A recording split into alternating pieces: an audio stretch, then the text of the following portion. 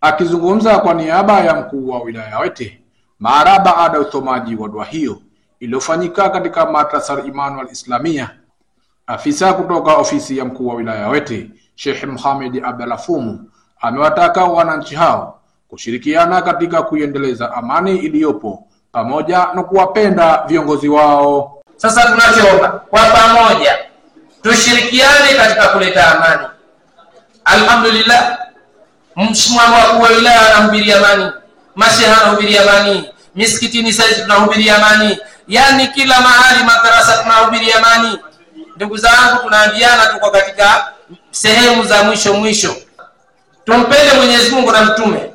Msingi wa pili, tuwafanyie wema wazazi wawili. Msingi wa tatu, tuwapende watu. Tukiwapenda watu maana yake ni tukiwapenda watu, hata viongozi tutakuwa wanaingia kwenye watu, tutakuwa sisi tunawapenda watu. Msingi wa tatu.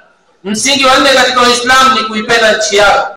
Kwa upande wao viongozi wa dini ambao wamehudhuria katika hafla hiyo, Alhaji Makame pamoja na mchungaji Bayana K. Malulu kutoka kanisa la Wasabato wamesema katika jamii yako kuanzia mzazi nyumbani mpaka kiongozi wa taifa alifahamu kwamba yeye ni zamana, akikosea ameharibu, akiongoza amefanya vizuri na ajue atakwenda kuulizwa.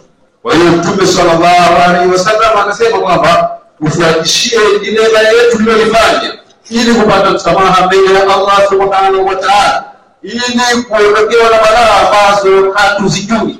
Akasema unifuatishie baya kwa jema, ili jema litafuta baya.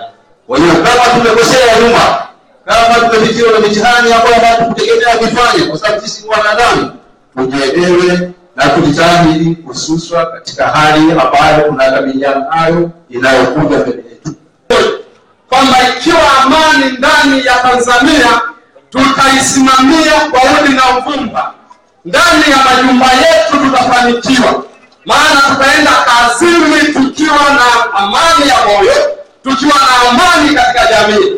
Kwa hiyo tutajikuta tumefanikiwa, tumepata maendeleo katika nchi yetu. Wananchi waliohudhuria dua hiyo wakizungumza kwa niaba ya wananchi wenzao, Idrisa Abdalla Ali pamoja na Saada Faki Ali wamewataka wazazi kuzungumza na watoto wao kwa kudumisha amani siku ambayo watakwenda kuchagua viongozi wanaowataka. Nawapongeza wananchi wote wa shehia ya Kizimbani kwa kuitikia wito na kufanikisha kwa dua hii. Ifikapo tarehe 29 waweze kwenda kupiga kura na baadaye kurudi nyumbani katika hali ya kukaa majumbani kwao, na kuwaonya watoto wao wale vijana wasiweze kujiingiza kwenye mambo ambayo hayawahusu. Mwenyezi Mungu atujalie tupite kwenye uchaguzi huu kwa amani na utulivu, na vile vile wakuja hapa kwa ajili ya kuwaasa wazazi pamoja na vijana wetu kwa ajili ya kuhakikisha tumelinda amani kwa 100% katika shehia yetu ya Kizimbani. Nikiripoti kutoka hapa shehia ya Kizimbani wilaya ya Wete, mimi Maulid Hamisi.